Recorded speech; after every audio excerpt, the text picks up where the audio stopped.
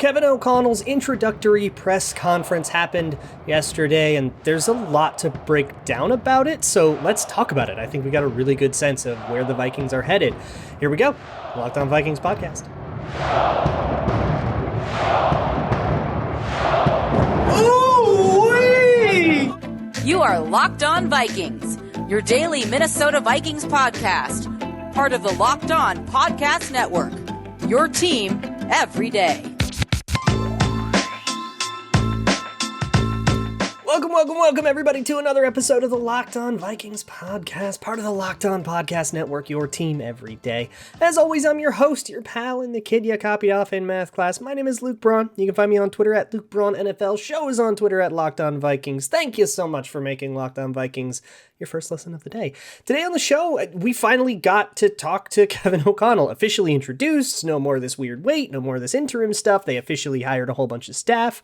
I'll go over that list with you in a second, but for most of the show, we're going to talk about the takeaways from this. Kevin O'Connell revealed a lot, I think, about what he wants to do. I think we already kind of knew if you read into the staff hirings and stuff, but hearing him confirm that stuff out loud and talk about what he's going to do with Kirk Cousins, talk about the defense that he's trying to build and all that stuff. I really do think there's a lot you can glean out of this press conference, unlike most press conferences. I don't think we're going to get this from O'Connell a lot, but the first one tells you a lot, so we're going to go over it. But first, real quick, we have already reported on most of these names, but I'm just going to run down a list and give you some names for you to go ahead and Google if you want to know more about them. We'll talk about them more next week, though, as the staff rounds out and stuff. We'll talk about the guys we really have to. And we've already talked about some of these too last week at Radio Row. I talked up to Cody Rourke of Locked On Broncos about Curtis Modkins. We talked about Ed Donatel a bunch yesterday. But here is the list of staff that has been hired in official capacity now. Mike Pettin, assistant head coach. Ed Donatel, defensive coordinator. Chris Rumpf, defensive line coach. Chris O'Hara, quarterbacks coach. He's a first-time quarterbacks coach. He was a QC coach before. Gerard Johnson, assistant quarterbacks coach. Brian Angelicchio, sorry if I butchered that, tight ends and pass game coordinator. Chris Cooper, O-line coach. Justin Riscotti, assistant O-line coach. And Curtis Modkins is running backs and run game coordinator. So that is the staff as it is. It is very unfinished. They have no linebackers coach. They don't have a D-backs coach right now. They still need like a nominal offensive coordinator. And there's other people coming in for that. So lots of staff ready to be finished out. But first, let's talk about this Kevin O'Connell press conference and the way that he talked about things. The first thing I want to talk about is with Anthony Barr. So the first thing I want to talk about is it's the defense, and there was something that just made me jump out of my seat when I was listening to this when Kevin O'Connell was talking about the defensive foundation. I think it was Sam Ekstrom asked about defensive players you're excited to work with, and the first thing he said was Harrison Smith. Easy, right? I explained yesterday why that would probably be exciting, but that's really interesting. And then he was like, and also the linebackers like Anthony Barr, and my ears perked up and wait, what? Because Anthony Barr is not under contract as of March 16th. He signed a reworked contract, renegotiated contract where that thing ends. Real years were converted into void years, and he is a pending free agent with a void year thing. So he talked about how important a guy like Anthony Barr and his versatility and stuff in multiple fronts, and talked all of it, like waxed poetic about Anthony Barr being a part of the defense in that Kevin O'Connell and Ed Donatel will try to build. And that's wild. How that works schematically, I think it would be a conversation for after a possible extension of Anthony Barr happens. But let's talk about the cap of this, because the real kicker of all of this is that Anthony Barr extension would save money. You heard that, right? If they extended Anthony Barr, it would actually lower his cap hit. And the reason for that is because void years are weird. So let me explain void years to you. I've explained it before, so apologies if you've heard this before. But imagine a 4-year contract with a $20 million signing bonus in it. So $5 million in signing bonus proration per year. And let's say that player gets cut after 2 years of that contract. You probably know what happens. Those $5 million for the last 2 years, so $10 million, accelerates. And the second they cut that player, they are charged $10 million against the cap. Instead of it being able to spread out nicely year by year. Void years are essentially a promise to do that. So instead of signing an earnest 4-year deal with fake money and stuff, you sign a 2-year deal with 2 void years on the end of it, And then unless you do something about it, that player's contract expires at the end of 2 years. They walk, they become a free agent, and you pay some dead cap. It's a way to sort of spread out signing bonus, and it's a bit of a kick the can down the road move for cap. And it's something that the Vikings did last year to get Anthony Barr's cap hit down. If the Vikings decide to extend him, they would essentially keep that signing bonus proration spread out the way it was supposed to be. It would never accelerate. So money would be saved, about $4 or $5-ish million would not necessarily be saved. It would go from this year's cap to next year's cap, but as part of a grander extension. So it would become part of the next contract, this prorated new signing bonus cap charge. The problem is that's not money that Anthony Barr actually sees anymore. He's already seen that money, so new money would have to be added and it would get even bigger, and that would be something you have to figure out. But if Kevin O'Connell and Ed Donatel want to keep Anthony Barr in the building, that's like pretty big news. Again, the merits of that, the role he would play and all that stuff, I think is a conversation for another day. But in the defense that Ed Donatel is going to implement, and I explained it in a lot of detail on yesterday's show, so check that out, there's definitely a place for a guy like Anthony Barr. I'll leave it at that for now. One of the biggest things that happens with a McVay or Shanahan coach, or Hassan asked about this, is the illusion of complexity. And Kevin O'Connell explained that, I think, really well. You should listen to that quote. So the illusion of complexity is essentially making the defense defend a lot more things than you actually plan to do. So let's say you bring 5 different plays out of a certain formation that you're going to run. 5 plays is simple enough to practice over the week. All the players can get it. You can get really comfortable, get really good at it. And these are the 5 out of this formation that we're going to run. But let's say you put on tape 30 plays out of that formation in past games. You're not going to run all 30 of them this week. You didn't even practice them. Maybe you don't think they'll be good against that opponent, and these are the only 5 you want. And plus, that keeps it simple for the players.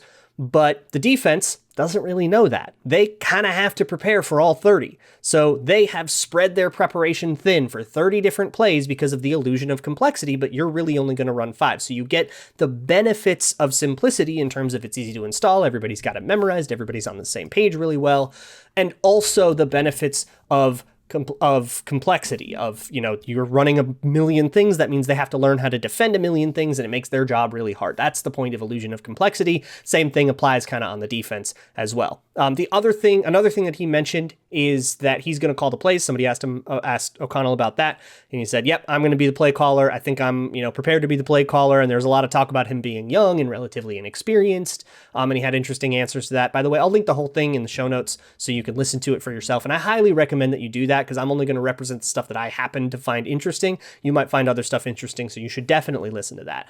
There's a lot more, though, that I found interesting that I want to get into. But first, let me talk to you about the glory, the joy of a good old Gramble.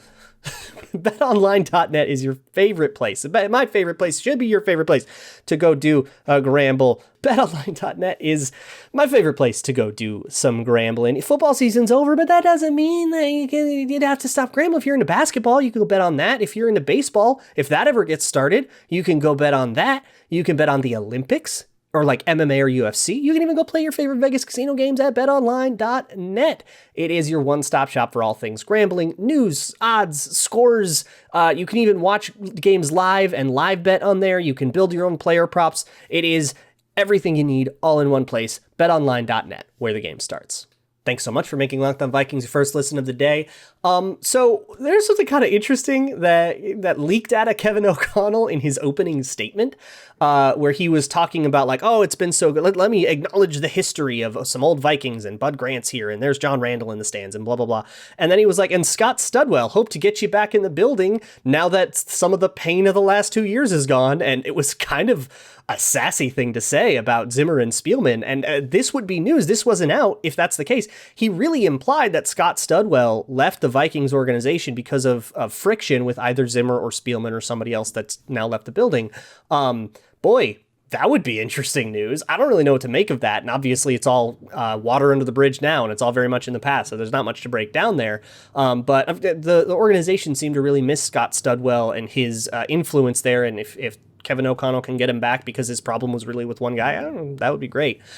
He also, like, overall thematically, they reiterated a lot of stuff about like, we're not rebuilding. We like the foundation of the team. We think we can be competitive right away. And I think if there's one thing that the Wilfs will enforce, like the Wilfs are very hands off. They're going to basically take their noses at all these football operations. They weren't even on the podium today. They took one little picture for the PR crew and then they sat on the sideline, which is what they want to do.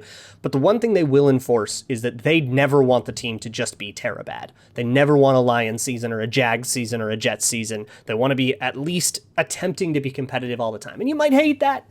You might think that that's just the only way to do it. I super disagree with you, but that's the way it is. So they reiterated a lot of that stuff. They're going to try to be competitive and all that. Now, that doesn't mean that they're going to keep, kicking cap down the road. That doesn't mean they're going to go do a Rams thing. That doesn't mean they're going to spread all their resources thin and try to ill-advised build a contender. They're going to try to build, the best team that they can, but it just means that they're not going to endure a 2-15 team to do it, to go get a high draft pick or whatever. That's not going to be the case. And if you ask me, I don't think it should be the case.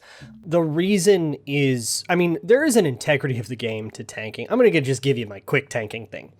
I think tanking should be against the rules expressly.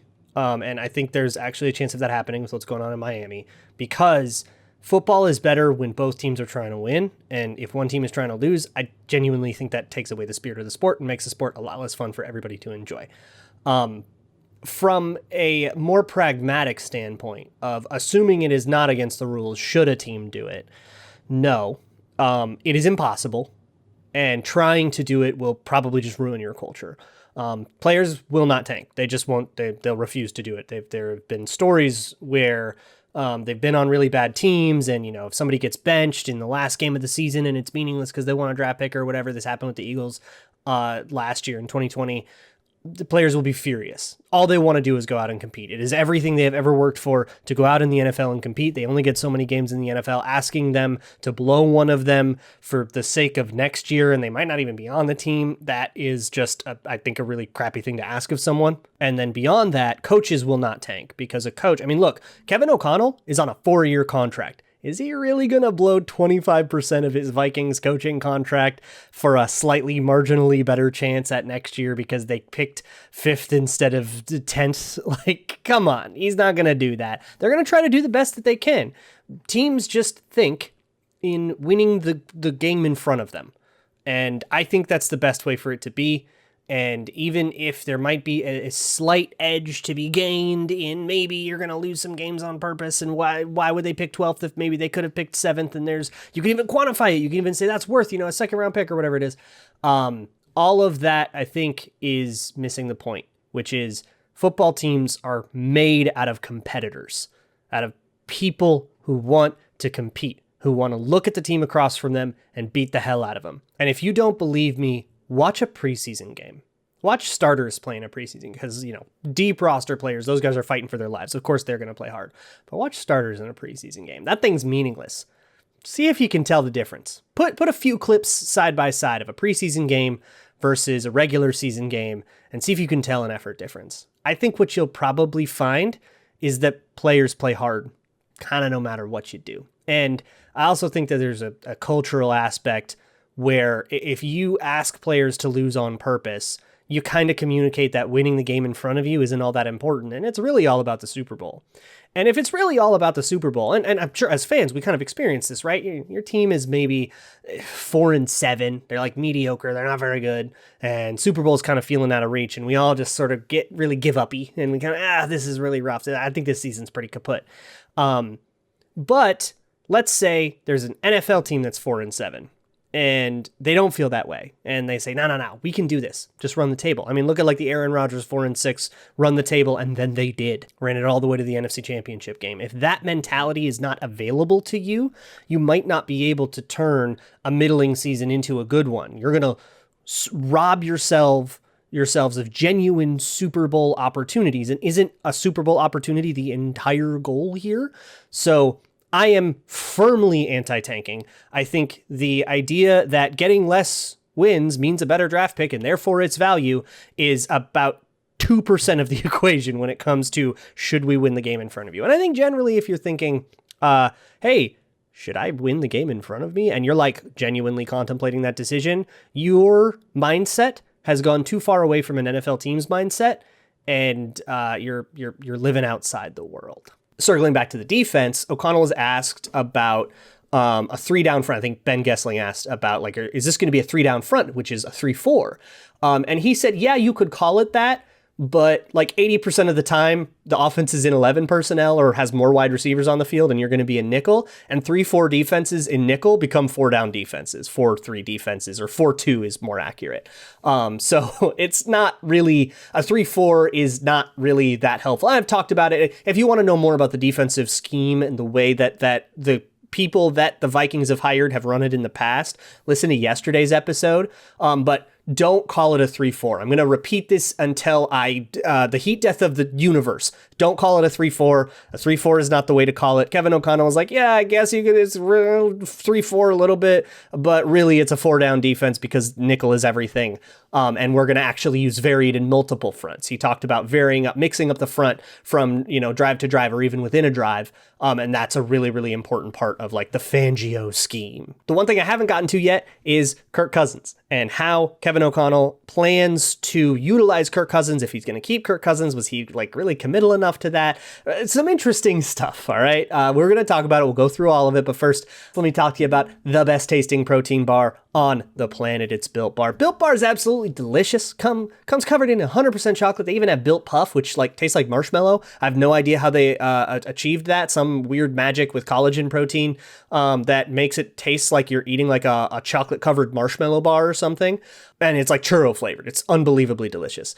You can also get their classic flavors, chocolate caramel, chocolate orange if you're into that, chocolate raspberry, cookies and cream, all these decadent, delicious things. You feel like you shouldn't be able to do it. It's like a cheat day without having a cheat day. So head on over to Built.com. Use promo code LOCKED15, LOCKED15. You can get 15% off of your order of Built Bar at Built.com. So the big elephant in the room here is Kirk Cousins, right? What is this dude going to do about Kirk Cousins? What does Kwesi want to do about Kirk Cousins? They have vocally, party line has been, we're really excited to work with Kirk Cousins, build around him, really nurture him and stuff. And there's some stuff that Kevin O'Connell has really reiterated over the years, and he said it again today, about how he plans to take Kirk Cousins from the 500 quarterback that he is and really nurture him and turn him into an actual contending quarterback. He really laid out his plan for us. But first, so here's the thing. You're going to hear a lot of stuff about like how it was maybe a non-committal answer about if he's going to keep Kirk Cousins, or did they dodge the question? And there's going to be a lot of weird think pieces about his exact wording. So I'm just going to play it for you, unadulterated. Here's the question. Chris Thomason asked it, and here's how Kevin O'Connell responded. Can you guys, with all the rumors swirling around, can you say that Kirk Cousins will definitely be the Vikings quarterback in 2022? Well, I know he's under contract, and I'm excited to coach him. We've already started thinking about how we're going to build those systems for him and our other quarterbacks, and really our, the tremendous skill group we have, our guys up front. It takes all 11 to move the football on offense, to run it, to throw it, to score points in the red zone. But I'm anticipating Kirk being a part of what we do. So I kind of get where people are coming from here, right? Like he was asked, is Kirk Cousins going to be the quarterback? And he said, well, he's under contract. Which is like a really weird, dodgy answer to that. And of course, everything's up in the air. So a dodgy answer makes sense, even if they intend to keep Kirk Cousins. I still think that he wants to keep Kirk Cousins. But of course, all options on the table, right? If Godfather offer comes, a Godfather offer comes. And then, you deal with that scenario if it comes. But what I found more interesting was how Kevin O'Connell talked about like how he wants to coach Kirk Cousins, how he wants to work with Kirk Cousins. The one thing that really jumped, well, two things really jumped out to me. The first one is that he said, I want to have him be like a quieted mind quarterback. A quieted mind was the phrase that jumped out to me. And I think that's the proper diagnosis. Like, look, if I were if I were Ted Lasso, who can solve everybody's brain, and I were the perfect coach for that, and I were in charge of fixing Kirk Cousins, I think quieting his mind is a really good plan to do it. Now, I'm on record, and I'm going to stay on record. Let me clarify. I don't think this is a good idea. I think Kirk Cousins is who he is, and he has been for years and years. He's been this quarterback for a decade. Trying to fix that after a decade, I think, is a tall order. But I'm also not the head coach of the Minnesota Vikings, and Kevin O'Connell's going to do what he's going to do, and I'm going to give him the chance to do it. So given that he's going to try, I think that's the right way to go for it, right? Is to try to quiet his mind, to try to, he's talked about this a ton in the past. It didn't come up in this press conference, but O'Connell's talked a ton in the past about making the quarterback feel protected, and making him feel very comfortable, like he can really go through his progressions. And I think quieting his mind sort of goes hand in hand with that, making it so he doesn't have the panicky urge to check down or the panicky urge to, crumple up into a sack. Getting rid of the worst parts of Kirk Cousins' brain and trying to mitigate those things is, I think that's the way you've got to do it. And it's different than the chorus you would hear from Rick Spielman when he would talk about, well, are you going to trade Kirk Cousins, blah, blah, blah. They don't go, no, Kirk Cousins is a good quarterback. We're convinced that he's a good quarterback, and we're not going to get rid of him. And we're going to extend him, blah, blah, blah. And it was like faith in Kirk Cousins. Kevin O'Connell said, he didn't say it, but he kind of started to point out, this is how I'm going to coach Kirk Cousins. This is how I'm going to fix Kirk Cousins was the implication that I read into it. And it wasn't about getting him, to be better under pressure. It wasn't about, we're going to improve his pocket presence or traits or scouting or anything like that. It was about nurturing his mentality. And that is something O'Connell kind of learned by being a quarterback in the league himself. And he was, by his own admission, very bad under pressure. So I think he understands how important it is to have a good mentality that can make you good under pressure. And I mean, look, he backed up Tom Brady for a while. He backed up Mark Sanchez during the good Mark Sanchez years. And he just worked with Matt Stafford. These guys are all over the place in terms of how they respond to pressure, from O'Connell himself to Brady to Stafford, whatever. Like, this is a whole spectrum. And I think that has given him this idea of, it's all about, the mentality, feeling protected, feeling comfortable, feeling in rhythm. And even, from a Hall of Famer to a wide-eyed rookie, everybody needs that. And that's going to be the way he tries to do it. So he's going to try to fix Kirk Cousins' brain. Tall order, man. I wouldn't recommend it, but good luck and Godspeed to you, because if you can fix Kirk Cousins' brain and make him get rid of those panicky habits that he's had his whole career, that dude ascends immediately to top 5 quarterback. Like, that is what is holding him back. And if you can resolve that problem, my opinion of Kirk Cousins changes. So good luck, Kevin O'Connell. And I honestly hope he proves me wrong. But I don't find that possible. So I don't think that's possible, but I really hope he proves me wrong. The other thing he said was an aggressive mindset in offense, but on our terms. And he was talking about quarterback and offense kind of at the same time here. But he said, we want an aggressive mindset. We want, he really wanted that step on your throat mentality that a lot of people have been asking the offense to have that Zimmer didn't. That probably makes you really happy to hear. And then he said, but on our terms, And I think that's a pretty important distinction as well. But that aggressive kill switch mentality, that Rams running up 45 on you kind of mentality that the Rams offense has, and then he's going to borrow a bunch of McVay principles as well that we'll talk about in detail throughout the whole offseason. So stick around on the Locked On Vikings podcast for all of that stuff. We'll talk next week. We'll probably get into the staff a little bit, get into maybe some of the schematic things. We'll probably know the whole staff by next week, hopefully by Monday, or at least most of it. So we'll have a lot of stuff to get into. I'll talk to you then. In the meantime, check out the Locked On Bets podcast. You can find that anywhere you're listening to this one. Your boy Q and handicapping expert Lee Sterling will help you get your gambles straight. I'll see you all next week, and as always, Skol.